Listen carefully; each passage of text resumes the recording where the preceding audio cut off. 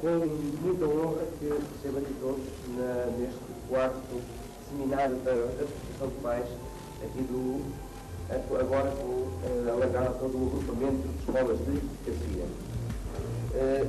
O tema deste ano foi dedicado à educação alimentar, portanto, a segurança e educação alimentar nas escolas. Portanto, é um tema que está sempre atual, porque a nossa preocupação com os pais e com a educação dos nossos filhos, tanto crianças como jovens adolescentes,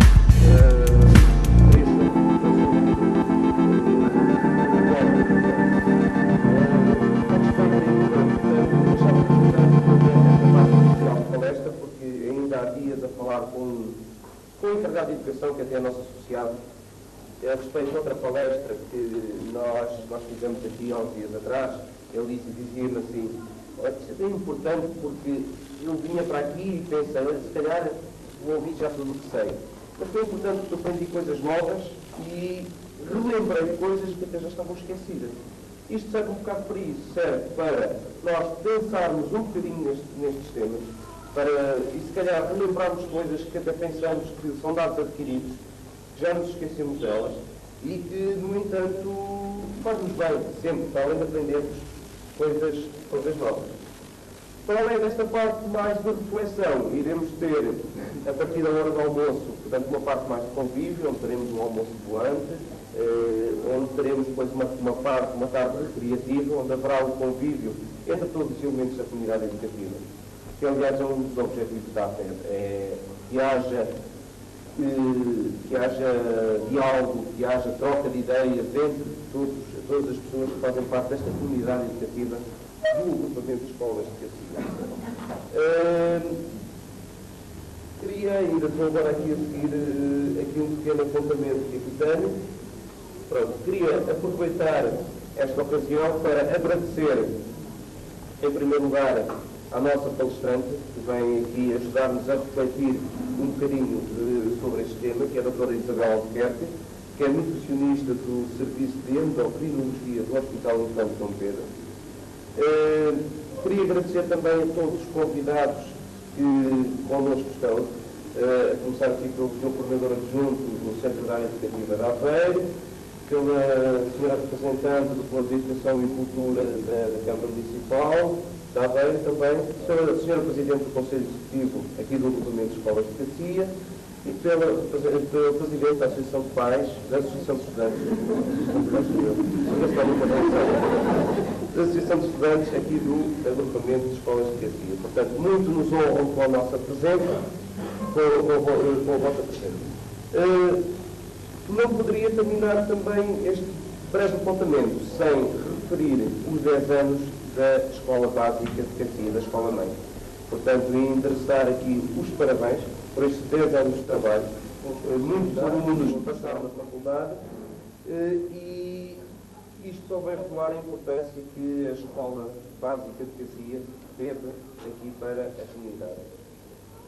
Portanto, a todos vocês que estão aqui, quero aproveitar também para agradecer a vossa presença e para nós já era bom que vocês dissessem no fim, quando saíssem daqui, foi bom, foi bem emprego o tempo, gostámos de estar aqui, gostámos de trocar ideias e gostámos de ouvir falar de tempo. Agora vou dar a palavra ao Sr. Coordenador Adjunto.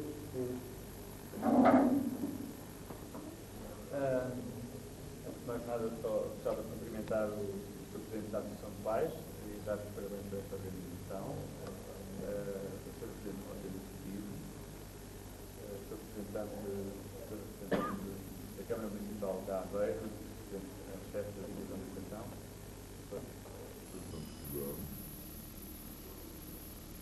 Sou representante da Junta de Freguesia de Cacia e Sequeira, a doutora Isabel, que está a também, o Sr. Padre Manuel, que eu vou daqui, está quase convido. É com muito gosto que estou aqui.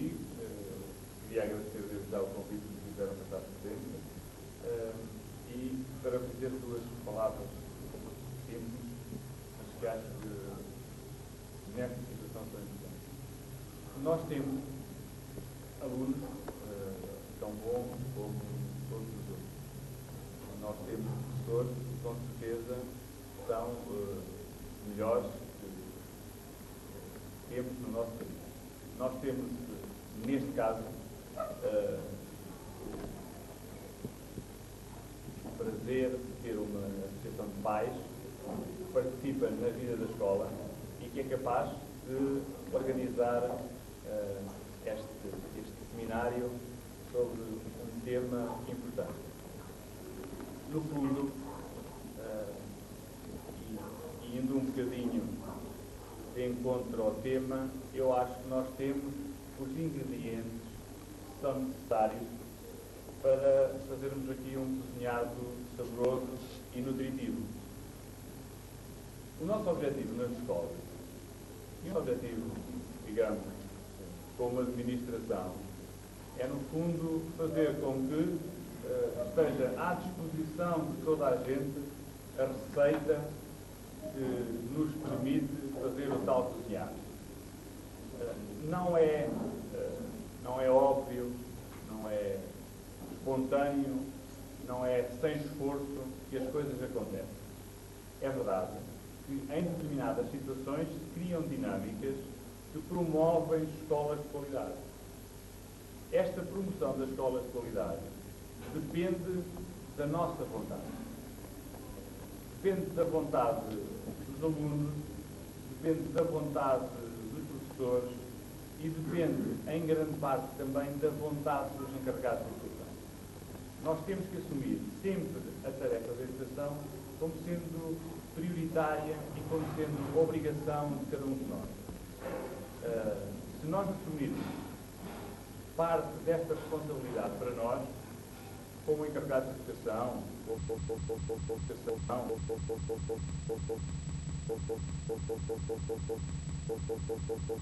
Versus nós neste trabalho, vamos com certeza conseguir alguns objetivos. Primeiro, neste momento, colocarmos a responsabilidade daquilo que acontece nas costas das outras pessoas, nunca vamos conseguir. Para mudar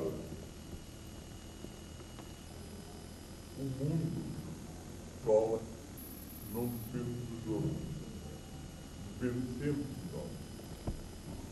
E é aí que eu acho que está a vantagem desta organização. É que há que uma parte consegue ter a iniciativa, com o apoio, naturalmente, de todas as pessoas, do conhecido, dos próprios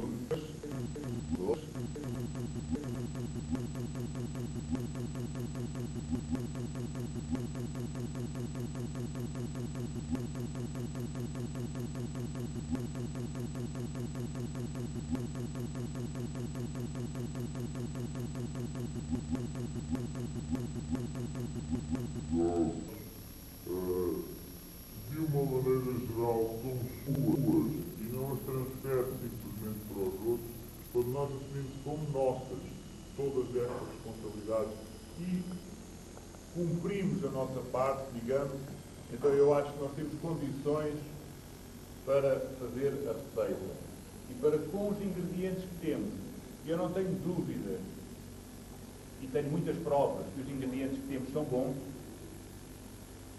Acho que nós, em determinadas situações, só conseguimos olhar para a parte negativa das situações.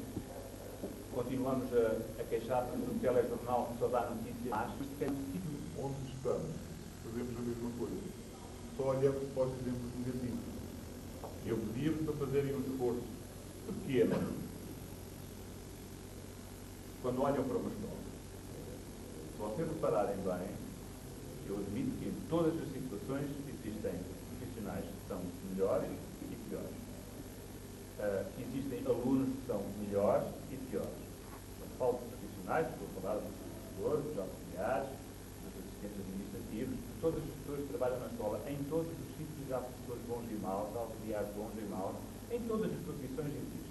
Mas se olharmos bem, nas nossas escolas existem muitos profissionais bons.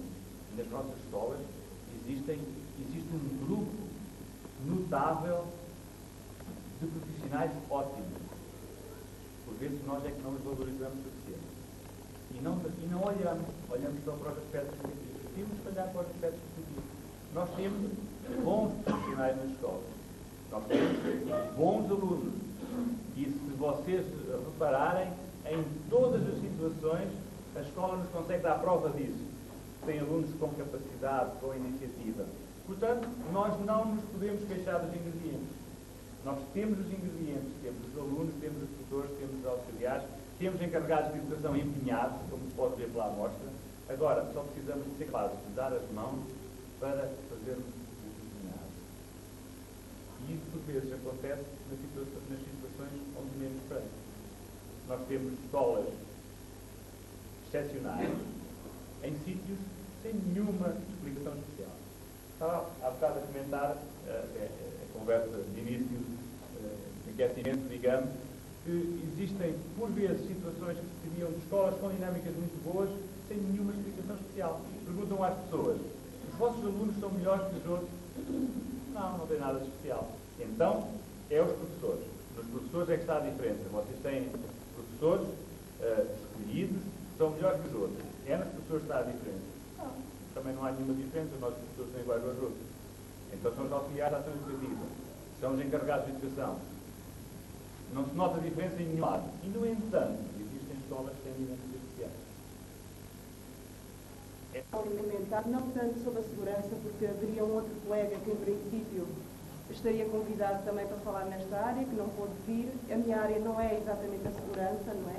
A minha área é a educação alimentar, eu sou uma nutricionista clínica e daí que talvez o meu conteúdo seja mais vocacionado para a alimentação saudável, para vos alertar para alguns problemas que surgem hoje com muita frequência na nossa população jovem, nomeadamente situações clínicas de obesidade, situações clínicas de anorexia, de bulimia nervosa, são coisas com que eu lido todos os dias, em grande quantidade, e por isso talvez eu vá vocacionar mais a minha comunicação nesse sentido. De qualquer maneira, estarei aberta a qualquer questão que vocês queiram colocar, sempre que quiserem, acharem oportuno, interrompam.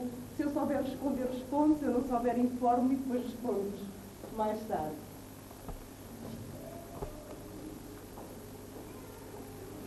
Eu começaria por chamar a atenção para este aspecto.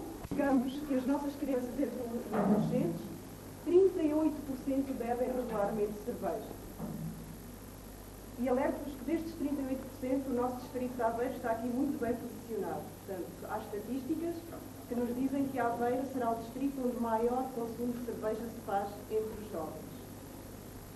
Depois temos que destes 38%, parece que 10% chegam mesmo à embriaguez. 11% bebem regularmente vinho, 8% bebem regularmente bebidas destiladas de alto grau alcoólico, cerca de 30% dos nossos jovens só bebem regularmente meio litro de leite por dia, que é o mínimo que é aconselhado na idade de jovem. 54% não merendam a meio da manhã. Ou seja, metade das nossas crianças não comem nada, pelo menos nada considerado alimento de qualidade, a meio da manhã. 26% não merendam a meio da tarde. 6% ainda não tomam um pequeno almoço, ou seja, chegam às escolas sem pequeno almoço. Cerca de 96% dos nossos jovens comem hoje regularmente frito. E 28% das raparigas e 9% dos rapazes seguem intencionalmente regimes caloricamente deficientes para emagrecer. Isto é tão grave como comer excessivamente. Portanto, nós temos realmente uma percentagem significativa de jovens, particularmente jovens do sexo feminino, em baixo valor calórico. E por este motivo eu acho que é importante realmente estar este ótimo veículo de educação alimentar. Muitas crianças e jovens, por que educar nas escolas? Porque muitas crianças e jovens optam por escolhas alimentares que lhes podem provocar graves problemas de saúde. E essas escolhas muitas vezes estão na própria escola.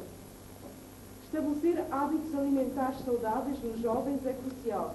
Na idade adulta pode já ser muito difícil corrigir erros. E as escolas podem ajudar a melhorar os hábitos saudáveis adotando medidas eficazes e implementando programas educacionais adequados. Claro que não, a escola não está sozinha neste processo, não é? Não pode estar sozinha. A escola, este processo deve envolver, além da escola, toda a comunidade educativa. Os alunos, os professores, os encarregados de educação, os técnicos de saúde, que deviam estar altamente envolvidos, e as autarquias. E a educação alimentar na escola envolve imensos conceitos, não é só propriamente o conceito da nutrição.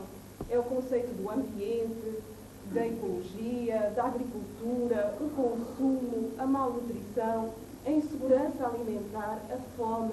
Todos estes aspectos fazem parte de uma educação alimentar. Portanto, esta matéria tem que ser envolvida e abordada de um caráter interdisciplinar. Em várias disciplinas da escola se devem tocar estas áreas e estes temas. E, claro, em colaboração com vários parceiros educativos. Quais são, então, os nossos objetivos? Primeiro, criar atitudes positivas face aos alimentos e à alimentação. Depois, encorajar a aceitação da necessidade de uma alimentação saudável e diversificada. Porque, às vezes, sabe-se que tem que se comer bem, mas depois o marketing e a publicidade é tão apelativa e tão enganosa que muitas vezes nos canaliza para um outro tipo de alimentação. Depois, promover a compreensão da relação entre a alimentação e a saúde. Uma importância muito grande na nossa saúde, ou na nossa falta de saúde. E promover os hábitos alimentares saudáveis. Esta educação, sem dúvida nenhuma, que tem que ser permanente, tem que ser. E educar hoje, por isso é que nas escolas, normalmente se começa hoje na escola primária a falar de alimentação, e felizmente que os livros da escola primária já falam na roda de alimentos, já hoje as crianças vêm para o ciclo já com algo nos ouvidos sobre comer saudavelmente e comer equilibradamente. E isto vai continuando até o 12º, se vai falando de todos estes temas. O nosso ato de comer é influenciado sem dúvida nenhuma por fatores sociais, culturais, religiosos, económicos, psicológicos, afetivos e emocionais. Portanto, tudo isto envolve o nosso ato de comer. E a alimentação é sem dúvida nenhuma um fator que não só nós vamos buscar a alimentação, vamos satisfazer as nossas necessidades nutricionais, as nossas necessidades biológicas com aquilo que comemos. Nós sabemos que realmente sem energia não podemos desenvolver todas as nossas atividades. Por outro lado, a própria alimentação organiza o nosso cotidiano. Nós sabemos que pequeno almoço, meio da manhã, hora de almoço, hora de jantar, portanto, as horas das refeições marcam o nosso dia-a-dia. Mas determinadas identidades e situações também revelam hierarquias e desigualdades. Portanto, os comemos, a maneira como comemos,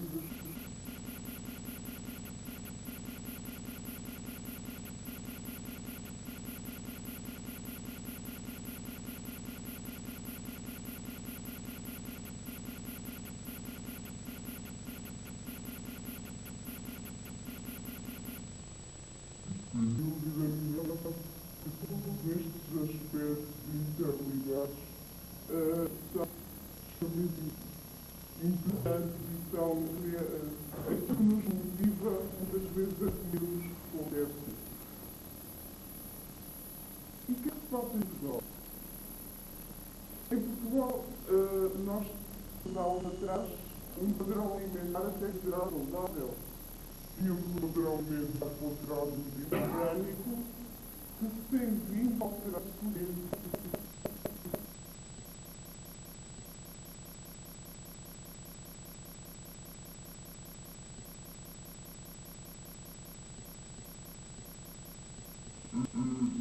Vamos caracterizando a nossa cultura alimentar. Nós estamos a ser invadidos, como sabem, pela indústria, que é muito importante para a população jovem. Mas não só, portanto, nós estamos a deixar algumas coisas da nossa cultura alimentar, como por exemplo a sopa, que sem dúvida nenhuma é um excelente alimento, e hoje, claro, os diários alimentares que fazemos diariamente entre jovens adultos, raramente encontramos. É engraçado, eu aqui posso dizer uma coisa da minha experiência particular. Por exemplo, nesta faixa etária das escolas secundárias, há muitas crianças dizem: eu não quero sopa, não gosto de sopa, eu não como sopa, em minha casa não se faz. Em casa. Estão a fazer sopa.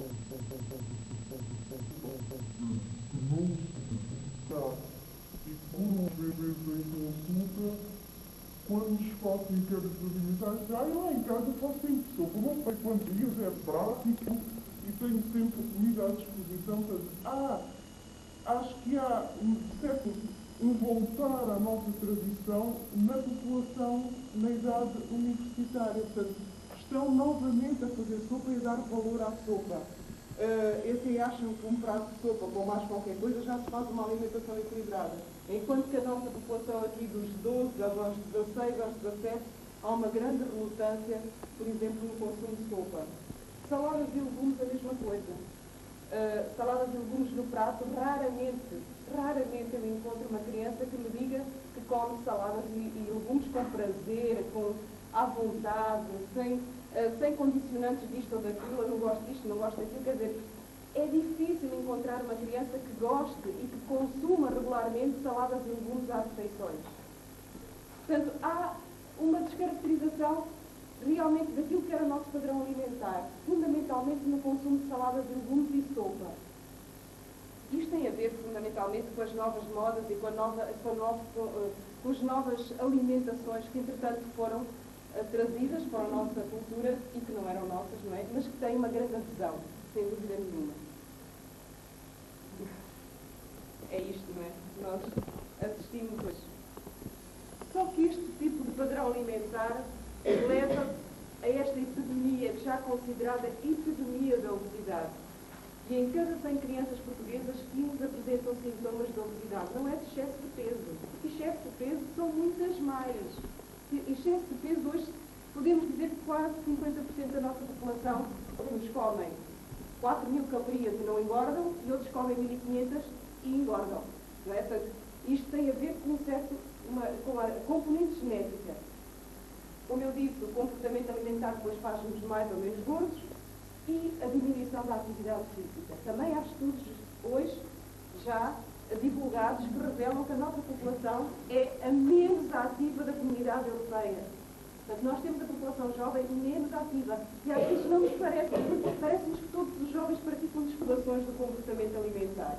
E como eu vos disse, hoje também há um número crescente de anorexias nervosas, de bulimias nervosas e de uma nova identidade que se chama voracidade alimentar. O que é isto?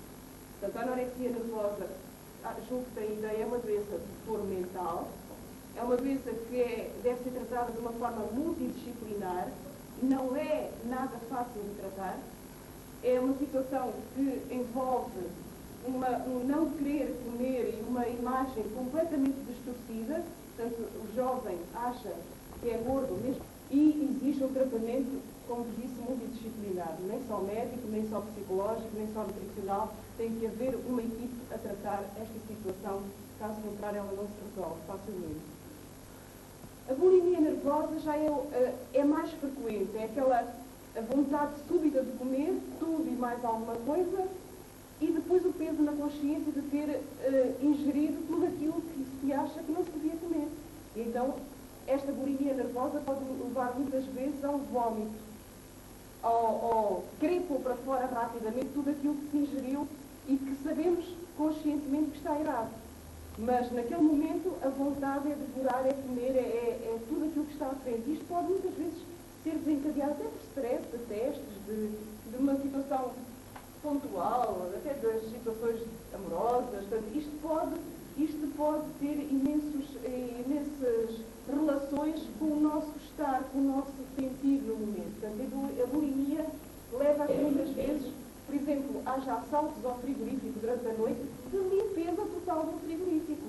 E que a pessoa a seguir sente-se tão mal, que enquanto não vomitar tudo aquilo não descansa.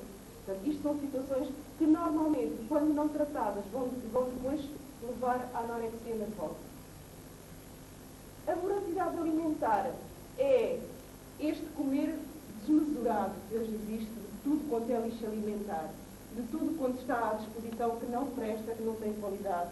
É o comer unicamente fast food, é refrigerantes, é sumos, é bolachas das mais calóricas, é muitas vezes até cereais, entre aspas, ditos dietéticos, que servem para nos desculpabilizarmos, até estou a comer uma coisa dietética, então toca a comer porque é dietético. Portanto, esta voracidade alimentar é um comer assim, sem critério, livremente, excessivamente, e que daqui é que está realmente a acontecer depois a obesidade.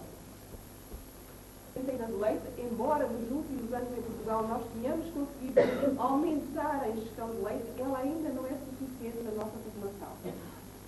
Embora também hoje, e se vocês já leram alguma coisa sobre a nova pirâmide dos alimentos, o leite até nem é dos produtos para se consumir livremente. Portanto, o leite é um alimento para se consumir com peso, ponto e medida, dado o teor de gordura saturada que tem. Portanto, o leite deve-se beber na quantidade certa, nem mais nem menos.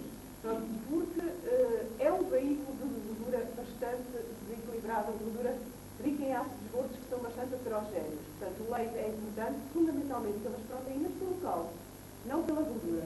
Por isso não é leite, por exemplo, leite gordo, só é admissível que beba leite gordo as crianças pequenas, as crianças que ainda precisam muito de vitamina A, que não arroscar a suficiente a outros alimentos. Portanto, esses sim. Agora, para a população jovem em geral, e é o leite meio gordo, e se houver um ligeiro a estes alimentos são atribuídos muitas vezes é-lhe atribuída muitas vezes as doenças da obesidade. Quando querem emagrecer alguma coisa, tiram os cereais completos da refeição. Portanto, tiram o pão, tiram tudo aquilo que é feito com milho, trigo, centeio. Portanto, há uma redução muito grande deste tipo de cereais na nossa alimentação. Leguminosas secas, a mesma coisa. Feijão, grão, ervilhas, favas, milho, soja, são leguminosas secas Extremamente importantes em termos de amido, de proteína vegetal e de fibras, fundamentalmente fibras de muito boa qualidade. Estes alimentos que faziam parte das nossas sopas tradicionais, não é? Porque no prato também não é assim tão frequente, não está tanto nos nossos hábitos. Há as regiões onde se come realmente uma boa feijoada, um bom rancho, mas não é, portanto, favas comem-se na época, ervilhas comem-se mais ou menos na época, portanto, as leguminosas secas não fazem muito parte do dia e cada vez menos. Ainda por cima tem que se pôr de molho, na véspera, e depois no dia, as pessoas que o dia-a-dia que têm muitas vezes dizem, eu até gosto, mas não é prático, não me lembro de cozinhar feijão ou de grão, portanto, e são alimentos extremamente importantes para o equilíbrio aqui dos hidratos de carbono, dos açúcares. As hortaliças e legumes e frutos ainda consumimos muito pouco em relação às nossas necessidades.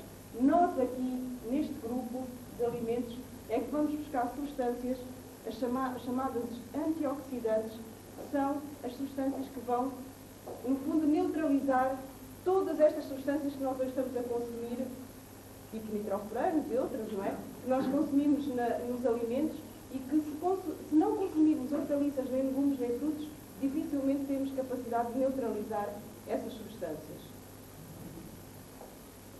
Posso interromper quando quiser.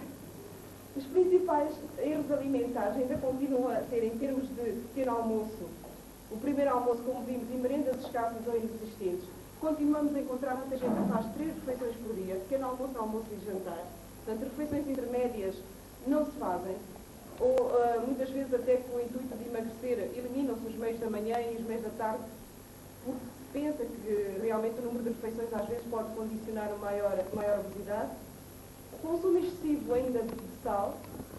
Nós temos provas de que realmente devíamos consumir no máximo 6 gramas de sal por dia e consome-se muito mais, porque nós não nos podemos esquecer hoje da quantidade de alimentos que consumimos ricos em sódio, não é? Portanto, e se nós, praticamente, aquilo que comemos hoje em alimentos ricos em sódio, para cumprir os 6 gramas de sal por dia, não precisaríamos quase de temperar a nossa comida com cloreto de sódio, não é? bebidas alcoólicas, consumo excessivo, as gorduras também, o açúcar também, e, claro, no contexto geral, uma ingestão alimentar excessiva. A alimentação saudável é fundamental perante estes erros todos, porque contribui para melhor crescimento, melhor desenvolvimento e melhor desempenho escolar.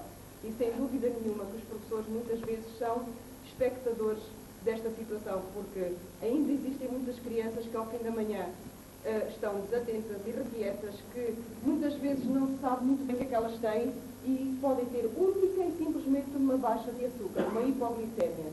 Portanto, uma criança que não venha bem alimentada e que tenha uma aula de 90 minutos, não é? Que agora as aulas são de 90 minutos, sem qualquer tipo de alimento, desde a última refeição que fizeram da noite às 7 ou às 8 da noite, quando às 10 ou às 11 ela está perfeitamente em hipoglicemia. Portanto, pode não ser sintomática ao ponto de desmaiar, ao ponto de ter suores frios, ao ponto de ter alguma situação que seja aparente, porque felizmente também não há assim tantos diabéticos jovens como isso, graças a Deus, não é? Portanto, as manifestações da hipoglicemia são aparentes numa criança diabética, não serão tão aparentes numa criança normal, sem diabetes. Portanto, mas elas acontecem e manifestam-se por irritabilidade, falta de atenção e por uma série de sintomas que vocês muitas vezes dão conta nas próprias aulas. Depois, prevenir graves problemas de saúde. Voltamos a falar de obesidade, doenças de comportamento alimentar, cárie dentária, anemia, tudo isto pode ser prevenido com uma alimentação saudável.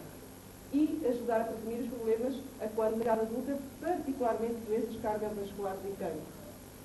Nós sabemos que cancro hoje é também uma epidemia e o cancro do tubo digestivo cada vez mais existe na nossa população. Aqui em Aveiro, nós cada vez temos mais doentes. Aqui há fatores genéticos implicados, é evidente que há, mas também há fatores veiculados pela própria alimentação que fazemos e pelo ar que respiramos e pela água que bebemos. Portanto, sabemos hoje tudo isso está muito relacionado com as manifestações de cancro. Os princípios a seguir são fundamentalmente estimular o início do dia sempre com um verdadeiro primeiro almoço. Nós devíamos realmente não lhe chamar pequeno almoço, mas sim primeiro almoço. Ninguém devia sair de casa sem um produto lácteo ou derivado. Não quer dizer que seja leite, pode ser um leite, pode ser um iogurte, pode ser queijo. O pão, que é sem dúvida nenhuma o melhor amigo que nós podemos comer ao pequeno almoço.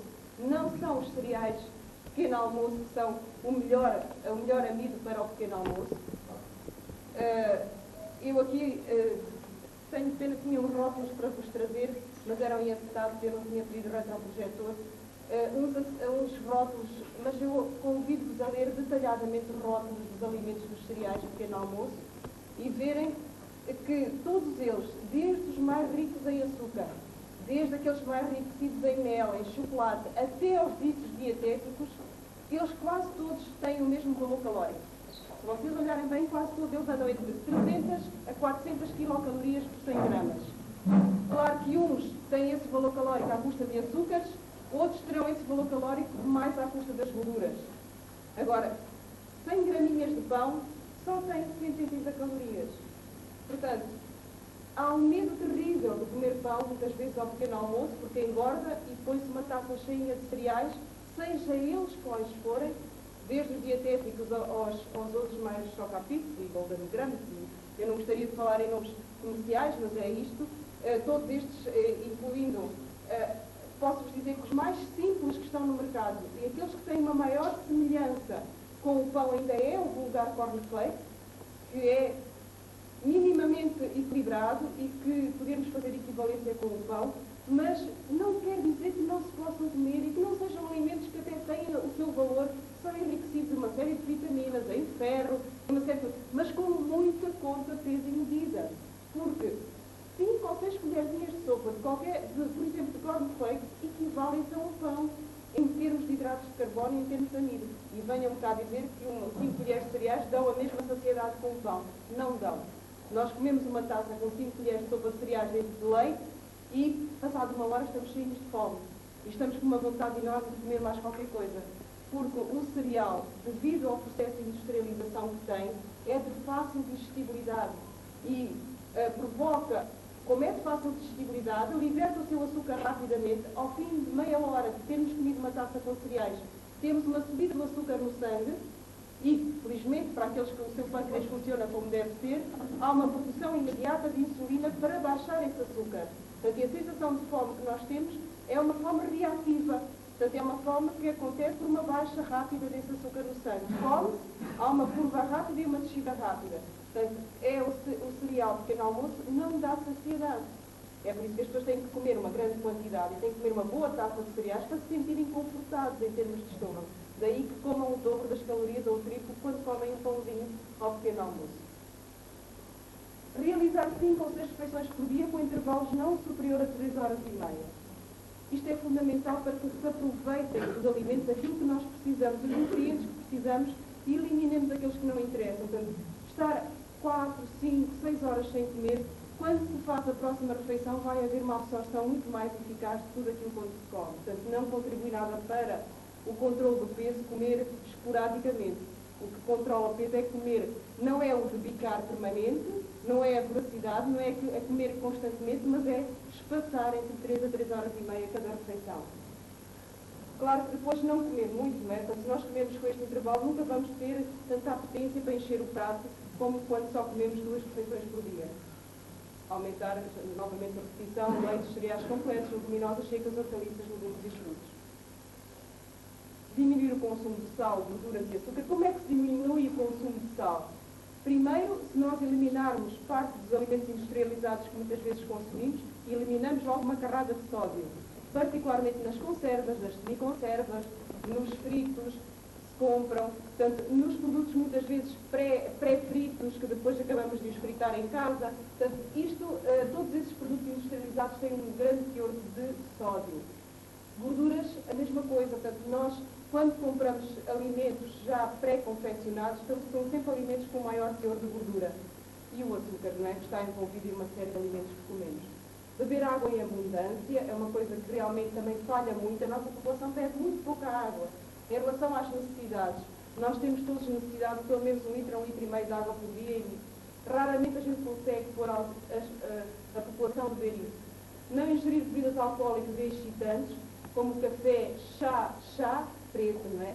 E colas, porque as tisanas são benéficas, ou seja, tudo que seja tíbia, camomila, cidreira, pericão e todas as nossas ervas que nós temos à nossa disposição são para fazer tisanas, que são uma forma de consumir água, para quando não se gosta de água, fazer chá. O chá não precisa de açúcar, não precisa ser adoçado. E se o for, pode ser com edulcorante, dos edulcorantes permitidos, que depois também vamos falar nisso, há muitos edulcorantes que não deviam estar aí no mercado, e moderar o seu consumo, portanto, moderar o consumo principalmente aqui do café e do chá preto, e das colas, porque as Coca-Colas têm cafeína, como sabem, não é? Além disso, variar o mais possível os alimentos. A escola, lá estamos novamente, não é? Que a escola, a comunidade, a família, portanto, é importante que isto tudo esteja interligado para conseguirmos mudança nos comportamentos alimentares. E a escola pôs isto no buffet, está até a promover este tipo de alimento. Pronto, vamos aderir, portanto, os pares, a alimentação funciona muito por imagem, por moda. Portanto, se nós aproveitarmos a escola para que o seu buffet seja um local de estímulo ao consumo de alimentos saudáveis e de promover esses alimentos até às vezes de forma mais barata do que os outros que são menos saudáveis, há escolas que adotam esse tipo de estratégia, põem os alimentos, as sandes, por exemplo, de pão de mistura, até peças de fruta, tenho feito às vezes tenho prestado alguma colaboração a algumas escolas em que se querem, às vezes, alternativas de pequenas refeições para terem no buffet, de forma a estimularem, por exemplo, fazerem promoções tipo combinados no buffet. Os combinados saudáveis da semana, a fruta com pão, com queijo, ou com fiambre, ou pão com alface, tomate e uma fatia de queijo, acompanhado de uma bebida menos rica em açúcar. Quer dizer, pequenos combinados que se podem fazer no buffet e estimular com preços promocionais que haja uma adesão a esse tipo de alimentação em detrimento dos bolos carregados de creme, dos paniques e de todas essas bebidas que muitas vezes e alimentos que são muito mais apetecíveis para a população. Portanto, É evidente que isto também tem a ver com o problema económico. E nós sabemos muitas vezes que as escolas subsidiam-se também um pouco à custa dos buffets e dos refeitórios. E, portanto, há escolas que nos colocam o problema, pois é, mas nós precisamos de dinheiro e não temos, e vamos buscar ao buffet muitas vezes aquilo que precisamos para comprar material que precisamos. Eu também ouço isto. Portanto, muitas vezes acho que tem que haver realmente uma boa vontade de toda a comunidade envolvida para que se possa promover também uma alimentação saudável dentro da escola e, por exemplo, fazer um não às máquinas de bebidas, um não aos paniques, um não a todas as máquinas de venda de chocolates e barras energéticas e tudo isso que estão a acontecer hoje em muitas escolas. Como vocês, felizmente, aqui parece que não têm. Mas há muitas escolas à Aveiro que têm hoje as vulgares máquinas de bebidas, de chocolates, de barras energéticas à venda à disposição dos alunos. Portanto, isto é grave em termos de educação alimentar. Portanto, e efeito de continuidade, que são os programas a longo prazo. Portanto, nada pode ser feito com um tempo limitado. A educação alimentar tem que ser feita ao longo dos anos. Demora muito tempo, mas há que ser persistente e há que continuar a desenvolver programas inovadores. Há escolas que neste momento têm sites na internet sobre educação alimentar. Há clubes de alimentação que as escolas criam e que, eu posso dizer que uma escolinha da Madeira, de São Roque, tem um site giríssimo na net sobre educação alimentar. Portanto, há neste momento, há uma escola de Oliveira das Meias que também pediu a colaboração, também tem um site em elaboração muito interessante sobre educação alimentar, interativo para pais, para alunos. Portanto, são coisas que hoje já se estão a fazer muito dinâmicas e interessantes em termos de educação alimentar. Portanto, saber comer é saber escolher os alimentos de forma e em quantidade adequada às necessidades diárias ao longo das diferentes fases da vida. E é evidente que nós não podemos comer todos igual, em quantidade particularmente, nós somos diferentes, temos idades diferentes, temos sexo diferente, atividades físicas diferentes. E um jovem tem que ter em conta esse aspecto, particularmente o jovem que é extremamente sedentário, que é muito de computador, muito de televisão, é evidente que não pode comer a mesma quantidade que um jovem que sai da escola e tem natação, e tem ténis, e tem isto, e tem aquilo, que é super ativo. Um jovem ativo pode chegar a precisar de 4.000 a 5.000 calorias por dia. Enquanto que um jovem da mesma idade, parado, sedentário, que detesta desporto, que passa a vida na net, que está constantemente em casa, na televisão ou no computador, precisará no máximo de 1.800 a 2.000 quilocalorias. Portanto, a diferença é abismal e a atividade física é que faz a diferença das necessidades energéticas. E eu agora passava só, assim, rapidamente, para aqueles que não são alunos, não é? E que não são professores, e que gostassem de saber um pouquinho mais sobre a roda de alimentos. É um instrumento de educação alimentar, mas está ali uma no placar. Foi um símbolo criado há muitos anos pelo Centro de Estudos de Nutrição para educar as pessoas a comer. Portanto, nós em Portugal não utilizamos a pirâmide, utilizamos a roda, que é um símbolo mais de acordo com os nossos hábitos, embora a pirâmide seja também um veículo de educação e uma forma de educação.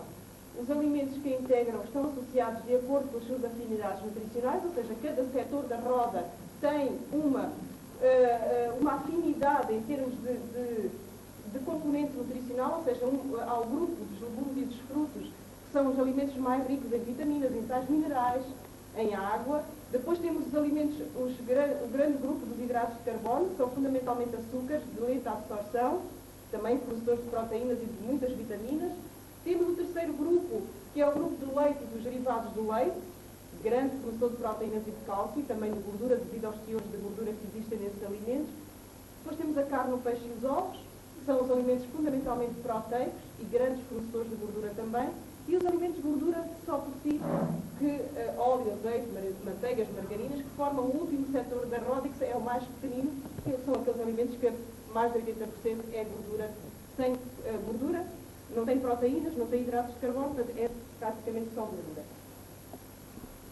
Portanto, cada setor, os alimentos são equivalentes entre si e, portanto, intersubstituíveis. Portanto, devem ser variado o seu consumo entre cada setor da roda.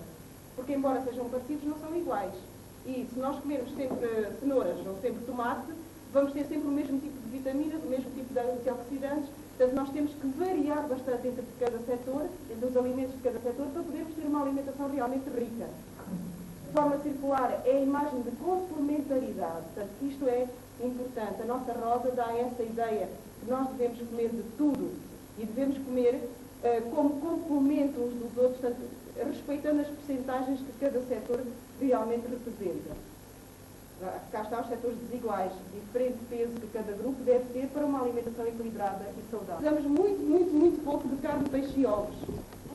Cada vez não é nada errado que alguém seja ovo ou lacto-vegetariano. Portanto, se alguém quiser deixar de comer carne e peixe, não deixa de comer ovos. Ovos realmente são um alimento importante, são um alimento com proteínas de alto valor biológico. O problema, já estão aí alguns a pensar, tem o colesterol. Então agora o meu médico lá me manda comer ovos se eu tenho colesterol. Portanto, o colesterol do ovo também hoje já não é problemático. Nós sabemos muito mais do ovo do que há uns anos atrás. E o ovo tem imensas substâncias, lecitinas, avidinas, substâncias que antagonizam o colesterol e que fazem com que ele não seja tão aproveitado, ou muito pouco aproveitado pelo nosso organismo. Portanto, mesmo para quem tem colesterol, o ovo, desde que cozido ou escalfado, o problema é a confecção do ovo. Portanto, o ovo feito com gordura é que não, de maneira nenhuma, mas ovos cozidos ou escalfados, toda a gente pode comer em substituição da carne e do peixe e não como adição. Lembrem-se que cada alimento que está dentro da roda é intersubstituível. Portanto, quando comemos um, não devemos comer outro. Não é? Portanto, nada de comer bifes com ovo a cavalo, nem bacalhau com grão e ovo, porque isso já é um excesso proteico numa refeição. 3% de gorduras e óleos, não é? Isto é que era bom. O pior é que a nossa população consome 10, 15, 20% de gorduras e óleos na alimentação. E daqui, muitas vezes, não é a gordura que se põe no pão, não é a gordura que se põe no tempero, é a gordura da confecção alimentar. Nós vamos buscar a maior parte da gordura à comida que confeccionamos, mesmo que se façam estofados.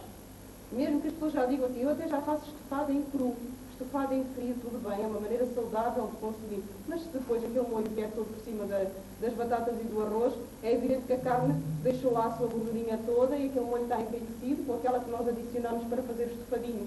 Ainda mais rico está e, portanto, os molhos são sempre um grande veículo de gordura. Seja ele um estofado, seja ele um assado. É evidente que, em termos de qualidade da gordura que nós estamos a comer, é diferente. A gordura do assado e a gordura do estofado, por exemplo, a gordura do assado é uma gordura saturadíssima, enquanto que a gordura do estofado não, porque não há um sobreaquecimento da gordura, porque se pusermos tudo ao mesmo tempo dentro do tacho, com legumes ricos em água, como é o tomate, a cebola, e ainda pusermos o nosso estofado coberto com água imediatamente, a gordura nunca vai atingir uma temperatura de decomposição como no assado ou no estogido. Agora, em termos de quantidade de gordura, nós comemos lá toda na mesma, quando comemos o molho. Portanto, outra das coisas que eu costumo normalmente dizer, principalmente às jovens que me procuram, é que têm muito medo de comer batatas e arroz e massa. Tiram as batatas e o arroz quando querem emagrecer, aquilo é logo que voa do prato. Mas o bife não dispensa lá, muitas vezes, a colher do molho, a maionese, e eu tento sempre alertá-las disso. Vocês, mas é que os jovens até sabem, até aprenderam nas aulas que 1 grama de gordura são 9 calorias, e 1 grama de batata, arroz e massa são 4 calorias. Portanto, é muito mais perigoso para a obesidade comer uma colher de molho por cima da carne ou do peixe do que comer mais 2 batatas no prato. Portanto, sem dúvida nenhuma. Portanto, é preciso termos presente que realmente nós comemos gordura porque queremos, muitas vezes, porque ela está na confecção da alimentação que nós fazemos. Depois, por outro lado, falando de grupos de alimentos, isto já não tem a ver muito com a ROT, tem a ver com o grupo de alimentos segundo a tabela do professor Gonçalves Ferreira, que é a tabela, a única tabela de alimentos que nós temos em Portugal e, infelizmente, já muito antiga. Tenho-vos a dizer que a tabela de alimentos portuguesa está perfeitamente desatualizada, que os alimentos que nós temos hoje no nosso mercado praticamente não correspondem àqueles que foram analisados na época em 1950 e tal, ou perto de 1970, que é a tabela que ainda existe. Portanto, nunca foi, há muito tempo que esta tabela está para ser atualizada, mas ainda não foi. Mas, de qualquer maneira, estes grupos são os corretos. Portanto, o grupo 1, que engloba o leite, o iogurte e o queijo. Estas equivalências práticas, só para vocês terem uma ideia disto. Portanto, uma chave de almoçadeira de leite gordo e 5 gramas de azeite ou 5 gramas de óleo são 5 gramas de gordura. Agora, o que não é igual é o teor de gordura que nós estamos a consumir e a qualidade da gordura que estamos a consumir. Uma coisa é o valor calórico e o valor da gordura. Outra coisa é a qualidade da gordura que estamos a consumir. É evidente que aqui temos fundamentalmente ácido oleico, que é um ácido gordo extremamente importante na nossa alimentação e que nós realmente deveríamos usar como de preferência. O óleo é um óleo, normalmente os óleos são os óleos vegetais, portanto são ricos em poliinsaturados enquanto consumidos em cru. Atenção que este óleo, quando é aquecido, já não tem nada a ver com as características que tem em cru. Portanto, se nós usarmos um óleo para tempero de saladas ou legumes, muito bem, mas se o aquecermos, ele deixa de ser óleo e passa a ter as características da banha e da margarina. Portanto, começa a ter gordura altamente saturada. 5 gramas de manteiga também são ácidos gordos saturados de cadeia curta. Portanto, a manteiga também tem, como sabem, a base aqui são ácidos gordos saturados, por isso é que a manteiga deve ser consumida também com muita contrapeso e medida, portanto é um fornecedor bastante grande de gordura quando se põe excessivamente no pão. A margarina é um misto, não é? Tem gordura vegetal, mas também não acreditem que ela é 100% vegetal, não era sólida, era líquida. Portanto, se a gordura que é propagandeada como 100% vegetal, se ela o fosse, nunca dava para barrar, era líquida. Portanto, ela tem sempre uma porcentagem de gordura saturada ou uma hidrogenação da gordura poliinsaturada para a solidificar. Claro que há, dentro das margarinas de muito melhor qualidade umas do que as outras. Como vocês sabem, se ela for, quanto mais cremosa ela é, quanto mais fluida ela é, mais rica em óleos vegetais ela é. Portanto, quando ela é assim, tipo sebo, cuidado, porque aquilo é só gordura saturada, não tem nada de vegetal. E a banha, que é gordura saturada, mas que também tem o seu cabimento na nossa alimentação. Muitas vezes é preferível utilizar banha do que utilizar óleo aquecido. Doutor, mas há variedades de óleos? Há muitos óleos. Portanto, há os óleos industriais, há os óleos de soja. Há muitos óleos. Pronto, há os óleos de trigo, óleos de girassol, de milho, de soja. Há muitos óleos e há a mistura de óleos. O melhor óleo que está no mercado é o óleo de amendoim, sem dúvida nenhuma, porque é o que se assemelha mais com o azeite em termos de composição.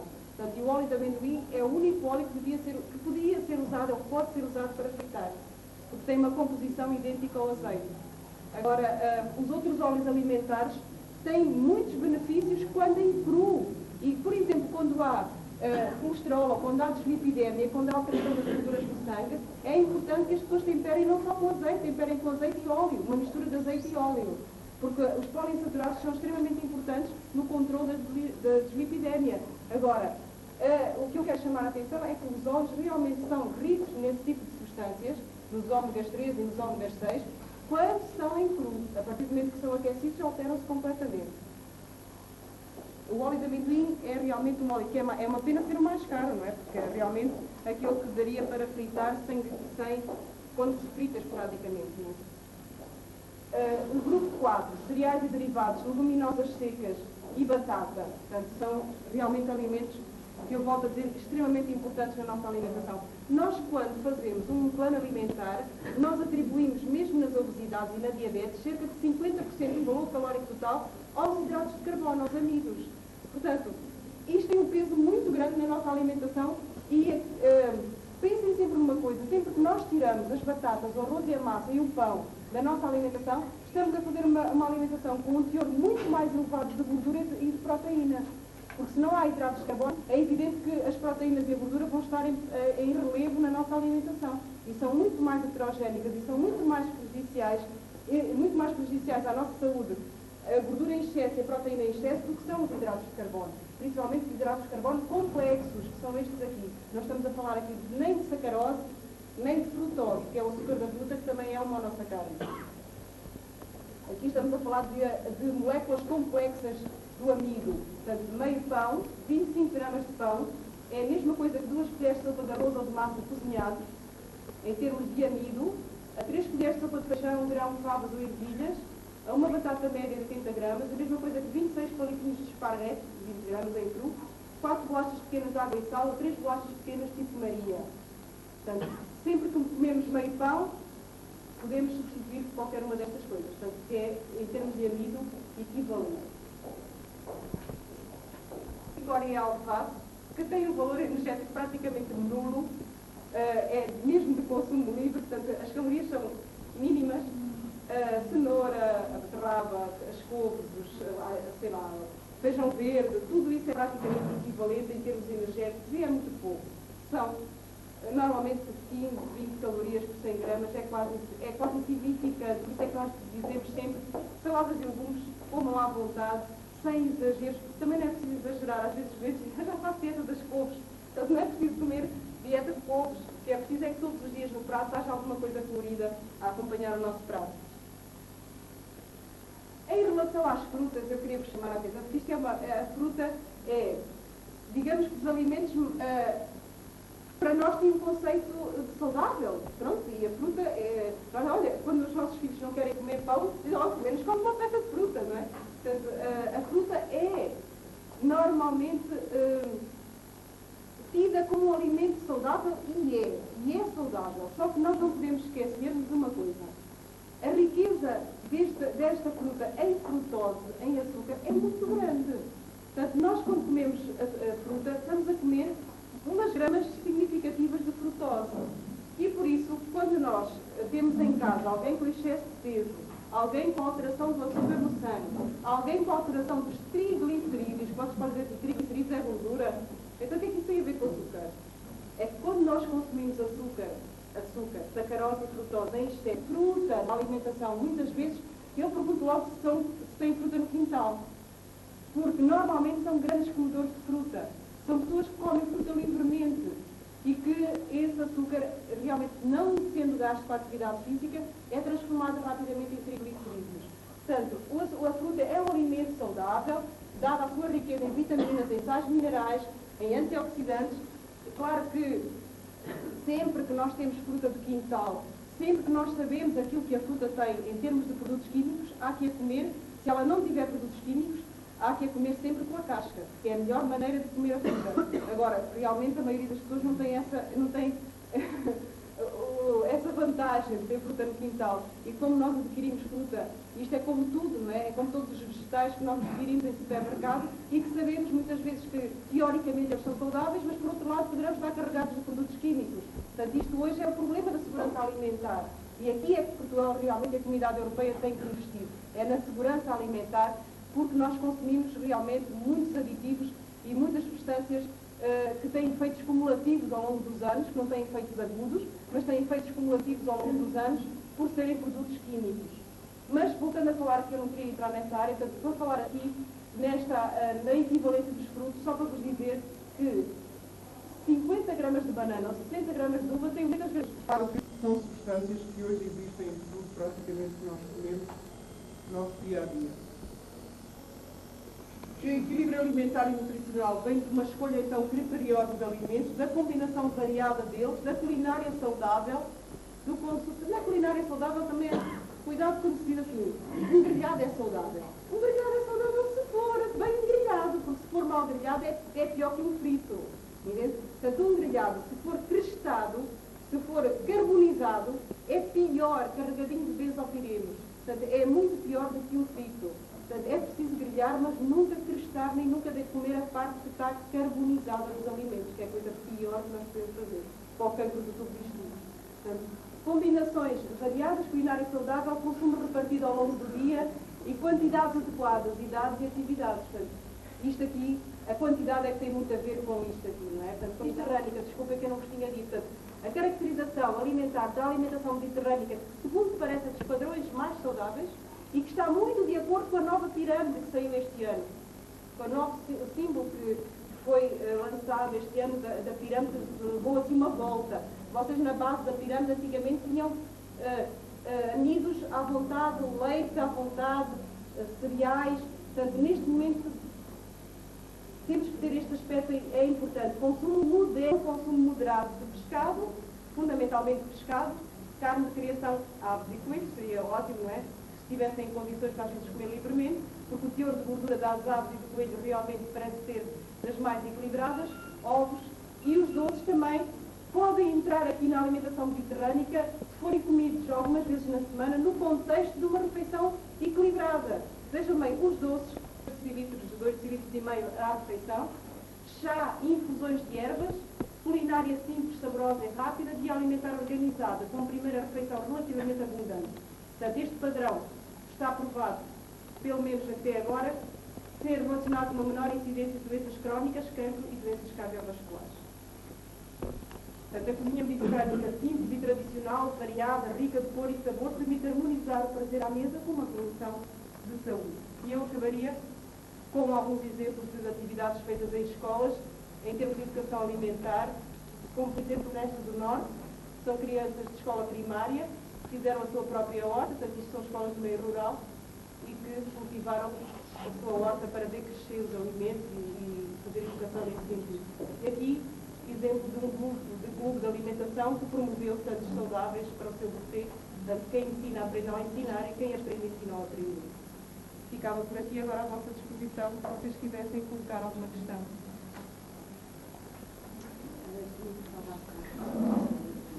Dos edulcorantes, desculpem, não falei.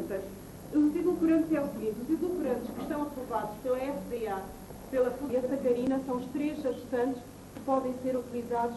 Segundo parece, houve uma polémica aqui há algum tempo em relação ao aspartame que não foi comprovada. Portanto, não houve comprovação que houvesse alguma relação entre o consumo de adoçantes e algumas alterações a nível do sistema nervoso central. Portanto, parecem ser os edulcorantes, até à data, mais aconselháveis e sem qualquer problema. Portanto, o acesso ao FAMCAPA, que aparece muitas vezes nos iogurtes e alguns alimentos com edulcorantes, a sacarina, ao lugar da sacarina e o aspartame. Depois, há uma série de adoçantes, como, por exemplo, adoçantes, os ciclamatos, os sulfamatos de sódio, que são substâncias já consideradas com algum, também, ao longo dos anos, com algum efeito cancerígeno. Portanto, têm efeitos cumulativos. E depois também gostaria de alertar para uma coisa. Normalmente, os produtos ditos light ou dietéticos, se vocês virem na composição, há rótulos que eu tenho uma pena de não ter trazido, porque são realmente tão enganosos, por exemplo. Eu dou-vos o exemplo de, há um Drops aí no mercado que diz assim, Drops 100% sem açúcar, isento de açúcar, rica em vitaminas e não sei o quê. E o que é que lá tem? Tem um valor calórico, pois abrindo aquilo, vendo por dentro do rótulo, tem 297 calorias por 100 gramas. Um Drops, portanto, aquilo é um Drops de chupar, tem 297 calorias. E vocês parem para pensar, então, mas de onde é que vêm as calorias? Um Drops não tem proteínas, não tem gordura. De onde é que vêm estas calorias? Então vocês vêm lá e dizem assim, açúcares 0 gramas, polióis 97 gramas. Portanto, os polióis são açúcares também. São açúcares utilizados imenso na indústria dos produtos light e dietéticos. Não tem 4 calorias por grama, mas tem 2 calorias e meia por grama. Portanto, tudo que vocês vejam com polióis são açúcares também. Só que são açúcares como manitol, xilitol, sorbitol, é tudo terminado em ol, são os polióis. Portanto, são, inclusive alguns têm efeitos laxantes, efeitos a nível da retina do olho, portanto, que consumidos assim também ao longo dos anos parecem não serem muito benéficos. Portanto, e se vocês repararem, não há um produto que diga dietético ou light que não tenha polióis. Quase todos têm. Desde refrigerantes aos cereais, aos chocolates, chocolates light, todos têm normalmente como substituto da sacarose polióis e dizem lá todos sem açúcar. Mas depois vocês vão verem no rótulo tem 0 gramas de proteína, 0 gramas de gordura, 297 calorias. Onde é que isto vem? Não é? É evidente que vem do açúcar. Portanto, tenham cuidado com os alimentos light e dietéticos. Eu digo, é sempre preferível consumir um alimento que vocês sabem, minimamente leem o rótulo e minimamente sabem identificar os ingredientes, do que quando começarem a ver muitos aditivos, muita coisa terminada em ol, ponham sempre de lado e reticências, que são alimentos riquíssimos nesse tipo de aditivos. Não é? Não sei, mais coisas que vos preocupem. São os jovens, uma das coisas prioritárias é um bom pequeno almoço. E um bom pequeno almoço feito com pão. Eu acho que uma das coisas que vocês mais deviam implementar era o consumo de pão. Está a cair um bocado em tudo. Portanto, dizer pão, e uma das maneiras de estimular o consumo de pão nos jovens e nas crianças, principalmente nos jovens, que eu acho que é mais fácil e por aí, a criança até come pão, os mais pequenos até comem, é usar o fator calórico. E comer cereais é muito mais calórico do que comer pão.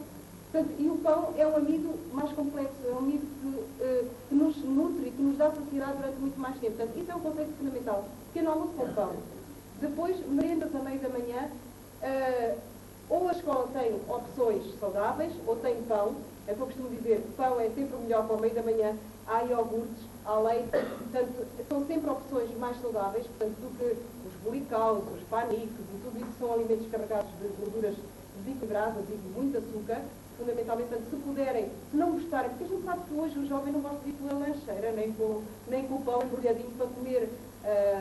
Isso é dos cotas, isso é de quem, pronto, não está nos hábitos, não é? Caiu em desuso. Nós, com certeza, no liceu vamos ao nosso pão para comer a meio da manhã, mas agora isso não fica bem, não é? E então há o buffet, mas se o buffet for uma alternativa saudável, que essa alternativa seja novamente o pão, a fruta, porque, por exemplo, para um jovem, a fruta pode ser um excelente alimento para a refeição do meio da manhã, nunca sozinha. Que é outra coisa que eu acho importante que retenham, é que a fruta sozinha tem uma absorção desse açúcar imediato. Portanto, por exemplo, mas os jovens normalmente até têm uma atividade física que lhes dá para comer um pão e uma peça de fruta. Ou, por exemplo, munirem-se, que eu agora também utilizo muito isso para os jovens que me procuram às vezes, é as bolachas individuais, em dose individual. Por exemplo, as vulgares bolachas Maria e água e sal, nada de integrais. Porque outra coisa que eu não falei foi nos integrais, mas os integrais e todos os cereais integrais e todas as bolachas integrais são riquíssimas em gordura, em termos de composição. Tem muita aveia e muito sésamo, que são cereais com gordura.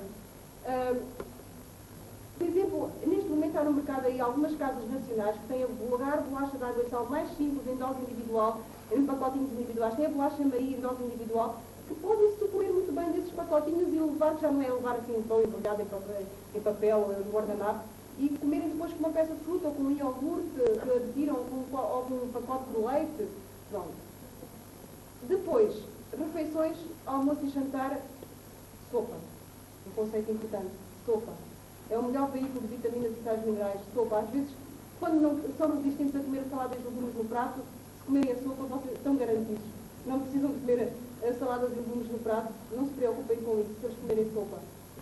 E, fundamentalmente, se têm atividades físicas relevantes, saber que antes da atividade física devem fazer sempre uma pequena refeição equilibrada e nunca, por exemplo, irem para a piscina, nadar às vezes com 3 e 4 horas de jejum. É um absurdo aquilo que se vê. Muitas vezes, isto também passa por uma certa informação a nível dos treinadores, que eu acho que também já começam a ficar mais sensibilizados, mas que uma criança ou um jovem nunca deve ir fazer uma atividade esportiva em jejum, nem que essa atividade seja em água. Agora, se essa atividade for na água, aquilo que tem que haver é uma alimentação muito fácil de digestão, algo que não atrasa o esvaziamento gástrico. E tudo que seja rico em gordura atrasa o esvaziamento gástrico. Portanto, sempre que um miúdo vai para a educação física, o ideal é uma peça de fruta, é um sumo de fruta e depois o quê? Algo com muito pouca gordura. As tais bolachinhas Maria, água e sal, que podem fazer parte dessa refeição, mas, por exemplo, a fruta aí é um excelente aditivo, digamos assim, da refeição pré-competição, porque o açúcar da fruta rapidamente é metabolizado e não há nada que trava essa digestão, nem à gordura nem à proteína. Portanto, a fruta, por exemplo, é ótima para se fazer como suplemento antes de uma competição, ou de um treino, ou de uma atividade esportiva. Sim, 3 ou 4 coisas assim que me lembro que são das mais importantes.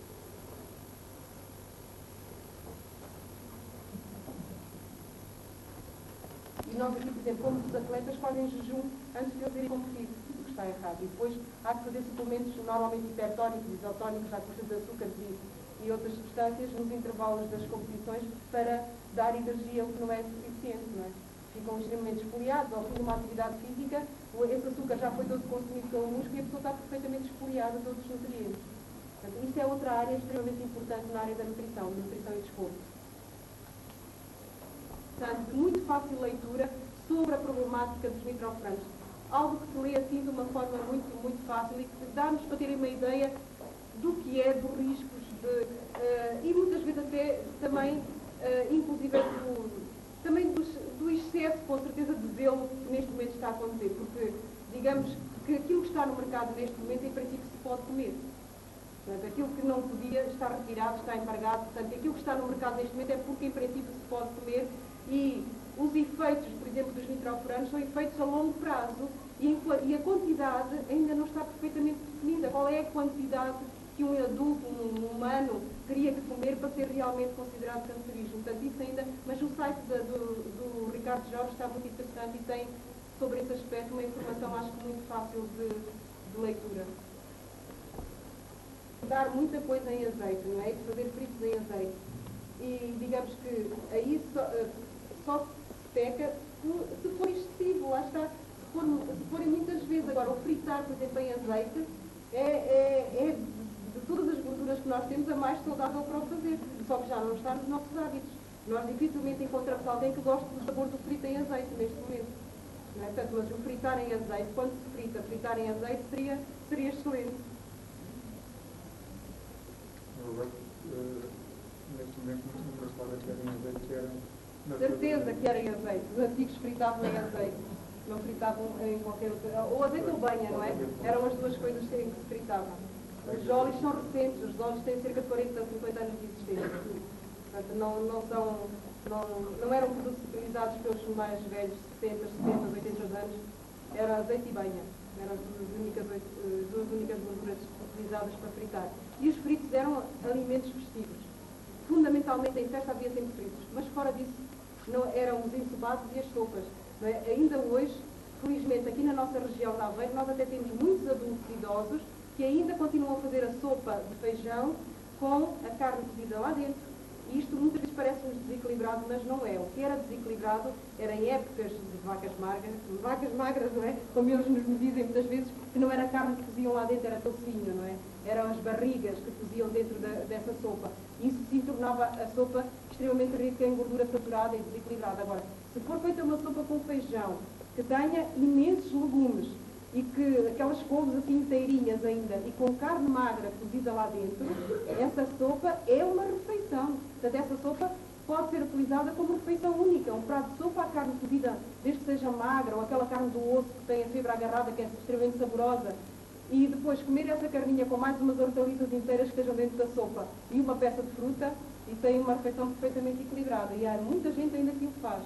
Aqui na nossa população, por exemplo, a refeição de almoço é uma refeição desse género e o jantar é o vulgar esfolado, não é? Peixe cozido ou bacalhau com uma batata e hortaliça da época.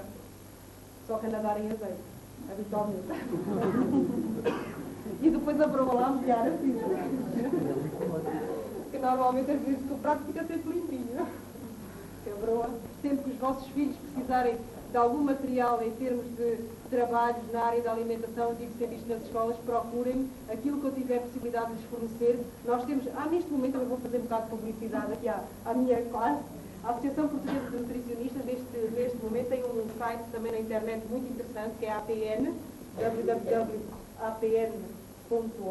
acho eu, a Associação Portuguesa de Nutricionistas. E é realmente um site também que de livre acesso para muitas informações ligadas à área da alimentação e da nutrição, de muito fácil consulta e que está muito interessante, se vocês quiserem procurar também. Obrigada a todos.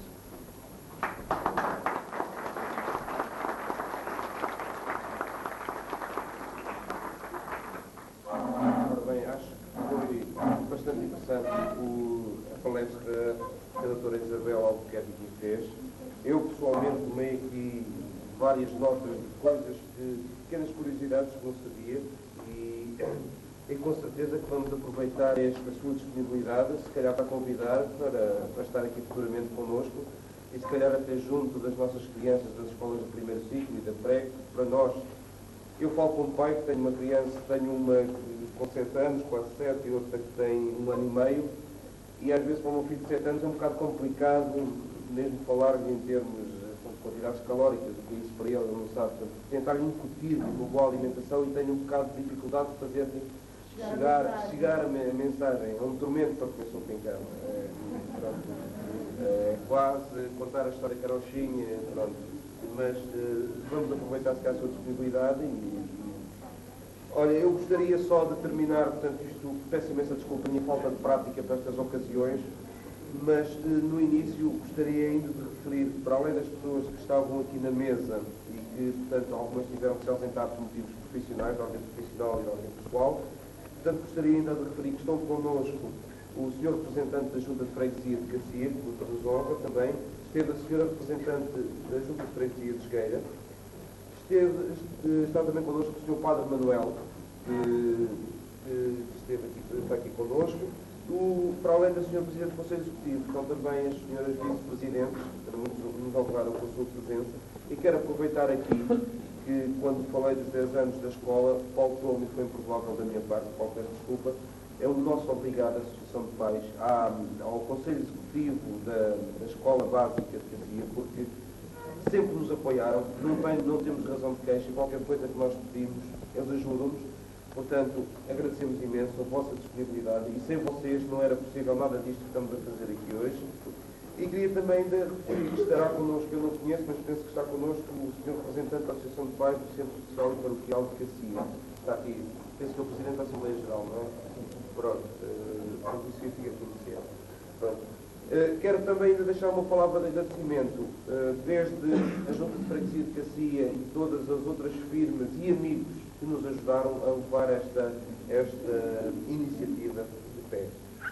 Vamos agora trocar algumas ideias, vamos conversar um bocadinho e depois vamos passar à parte do almoço volante, portanto iremos seguir ali para continuidade, iremos encontrar umas mesinhas, mais atrás teremos então depois o nosso, temos lá um bichinho que está a penso caçar, para se poder tirar lá o... Pronto. Vamos cometer alguns pecados hoje, se calhar, mas... Vai-nos perdoar. Portanto, agradeço a todos a vossa presença e espero que tenham gostado.